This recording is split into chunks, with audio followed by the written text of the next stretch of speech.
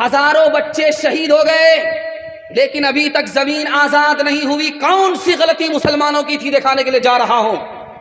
1257 میں خلافت تھی فلسطین میں، وہ فلسطین کی خلافت کیسے گئی آپ کو بتانے کے لیے جا رہا ہوں۔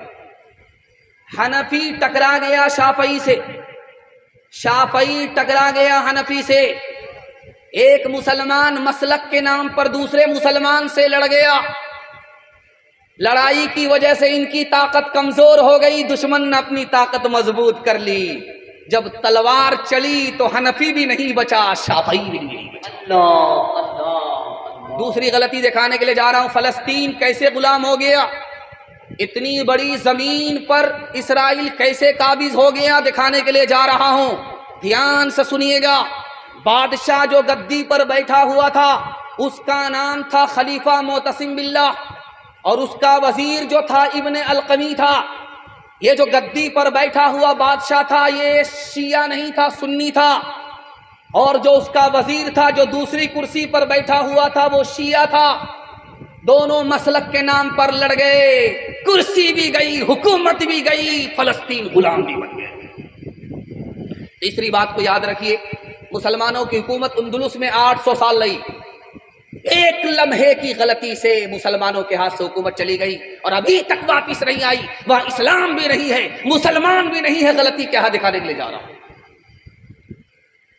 باپ کا نام ہے ابو محسن، گدی پر بیٹھ کر کے حکومت کر رہا، بیٹا وزیر ہے ابو عبداللہ، باپ بیٹے کی لڑائی میں 800 سال کی حکومت مسلمان کی چلی گئی۔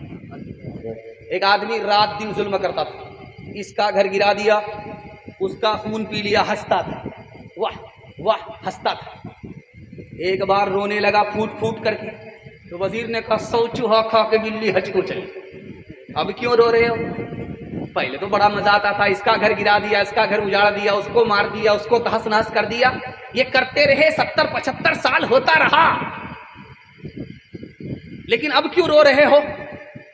کہا یار میں جنگل میں گیا تھا شکار کھیلنے کے لیے، تو دیکھا کہ گیدڑ آگے بھاگ رہا، پیچھے کتا اس کے چھوٹ رہا، کتے نے گیدڑ کی ٹانگ توڑی۔ ابھی تھوڑی ہی دیر ہوئی تھی، ایک آدمی نے پتھر مارا، کتے کے سر پر لگ گیا۔ ابھی تھوڑی ہی دیر ہوئی تھی کہ جس آدمی نے سر پہ پتھر مارا کتے کے، اس کو گھوڑے نے لات مارا، اس کی ٹانگ توڑ دی۔ جس گھوڑے نے آدمی کی ٹانگ توڑی تھی ابھی تھوڑی ہی دیر ہوئی، وہ خود رسی سے الجھ گیا، خود اس کی ٹانگ ٹوٹ گئی۔ مجھے سمجھ میں آ گیا بھائی ظلم کا انجام دنیا ہی میں دیکھنے کو مل جاتا ہے۔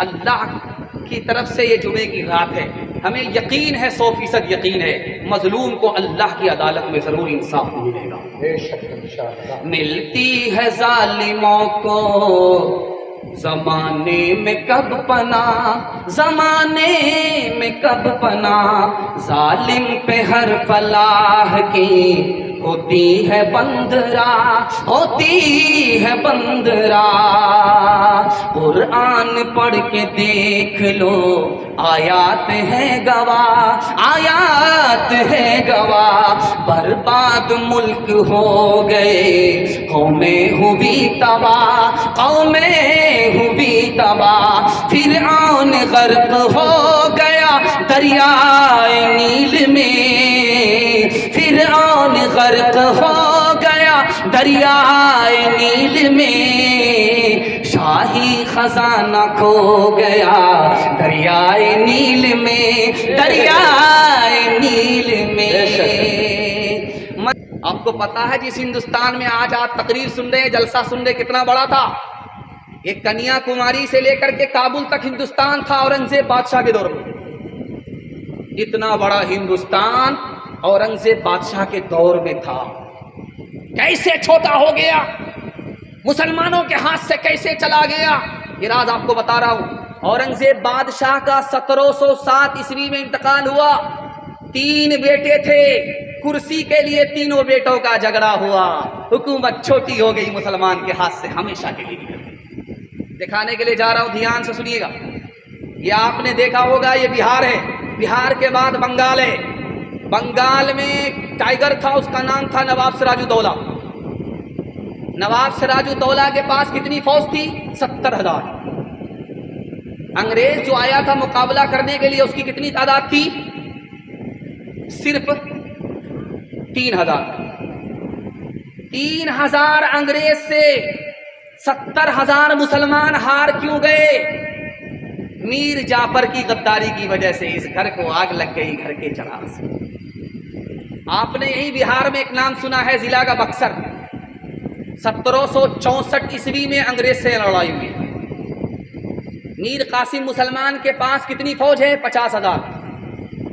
انگریز کی تعداد کتنی ہے؟ 7,000۔ 7,000 انگریز سے 50,000 مسلمان ہار کیوں گیا؟ اپنوں کی غداری کی وجہ سے۔ نجف خان غدار ہوا، مسلمانوں کی حکومت چلی گئی۔ آخری بات سنا کر کے پیغام کو ختم کر رہا ہوں، عقل کا ناخن لینا ہے۔ ایک بستی میں رہنا ہے، اگر جینا ہے، قیامت تک جینا ہے تو ایک ساتھ جینا ہوگا۔ جہاں جھگڑا شروع کیا تو یہ بھی مٹیں گے وہ بھی مٹیں گے، صفحہ ہستی سے نقشہ مٹا دیا۔ دھیان سے اس کو سنیے گا۔ ٹیپو سلطان 1799 میں انگریز سے شکست کھا گئے، شہید ہو گئے۔ انگریز کو شکست نہیں دے پائے، کس کی غداری کی وجہ سے؟ اپنوں کی غداری کی وجہ سے، میر صادق کی غداری کی وجہ سے۔ ٹیپو سلطان جس نے انگریز کو 2 بار شکست دیا، تیسری بار شہید ہو گئے۔ ایک آخری بات بتا رہا ہوں، یہ اڑنے والا جو پرندہ ہے اس میں سب سے زیادہ بدتر کون پرندہ ہے؟ کوا۔ اور چلنے والے جانور میں سب سے زیادہ گھٹیا کون ہے؟ کتا۔ اڑنے والے پرندے میں سب سے گھٹیا کون؟ کوا۔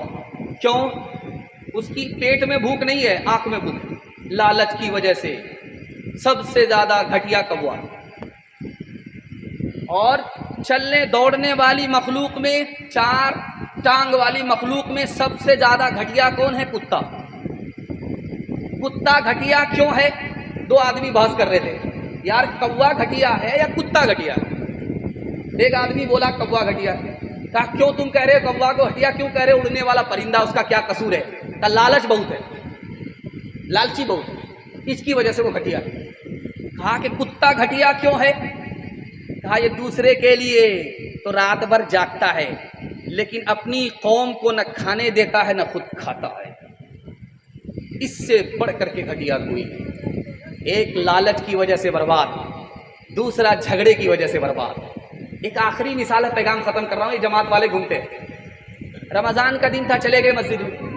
ایک مسجد والا کہتا او جماعت والے، مسجد میں داخل ہونا چاہتے ہو مناظرہ کرنا ہوگا، تراویح 8 رکعت ہے یا 20 رکعت؟ جماعت والے پھنس گئے، لیکن ہوتے ہیں عقل مند سمجھدار ہوتے۔ کہا بھائی صاحب ہم لوگ تو پڑھے لکھے نہیں ہیں، عالم علماء نہیں ہیں، ہم سے کیوں مناظرہ کرنا چاہتے ہو؟ کہا جب تک مناظرہ نہیں کرو گے، یہ ثابت نہیں کرو گے کہ تراویح 8 رکعت ہے یا 20 رکعت ہے، مسجد میں داخل ہونے نہیں دیں گے۔ جماعت والے نے دماغ لگا، جماعت والے نے کہا دیکھیے بھائی صاحب ہم بتا رہے ہیں، جو 8 رکعت پڑھتے ہیں وہ بہت کم پڑھتے ہیں لیکن پڑھتے ہیں، جو 20 رکعت پڑھتے ہیں وہ کچھ زیادہ ہی پڑھ لیتے ہیں لیکن پڑھتے ہیں۔ ہم تو ان کو پکڑنے کے لیے آئے ہیں جو یہ بھی نہیں پڑھتے وہ بھی نہیں پڑھتے۔ تمہارا اتحاد با ہمیں دیوار آہن تھا، مخالف ایک کا جو تھا وہ گویا سب کا دشمن تھا۔ تمہارے ہاتھ میں تمہاری ہمتوں کا عرش اعظم پر نشیمن تھا، تمہارے ہاتھ میں آفاق کا ہر علم و ہر فن تھا۔ تم اپنی حق پرستی سے دبا لیتے تھے دنیا کو، خدا کے سامنے جھک کر جھکا لیتے تھے آدھا کو، خدا کے سامنے جھک کر جھکا لیتے تھے آدھا کو۔ دھیان سے سنیے گا حالات کیا ہیں، فلسطین اور اسرائیل کے حالات کیا ہوں گے یہ میں بتانے کے لیے جا رہا ہوں۔ اس پیغام میں سننے کے لیے تیار ہے؟ جوش کے ساتھ ہاتھ اٹھائیے انشاءاللہ۔ دیکھیے گا وہ دن دور نہیں ہے، بڑی جلدی آپ اپنی پیشانی کی آنکھ سے دیکھ لیں گے کہ مظلوم کو اللہ سرخرو فرمائے گا اور ظالم کو اللہ شکست دے گا۔ ہاتھ اٹھا کر کے وعدہ کیجئے انشاءاللہ، ہمارا اللہ سے وعدہ دعا ہے اللہ اس وعدے کو پورا فرمائے۔ دھیان سے سنیے گا، جلدی سے نکل جائے گا۔ آپ دیکھیں گے کہ بچھو کو کوئی بھی اگر دیکھتا ہے تو جوتے سے مارتا ہے۔ بچھو گھر میں نکلتا ہے چھوٹا سا، چوکی کے نیچے سے چھوٹا سا، اس نے کاٹا نہیں ہے کسی کو، لیکن بچہ بھی دیکھے گا تو پیر سے چپل نکال کر کے اس کو مارتا ہے۔ کیوں بھائی؟ تم کو جب کاٹا نہیں تو اس کو چپل سے کیوں مار رہے؟ بچھو نکلا تو اس کے پیچھے جوتا لے کر کے کیوں چھوٹ گئے؟ اب راز بتا رہا ہوں۔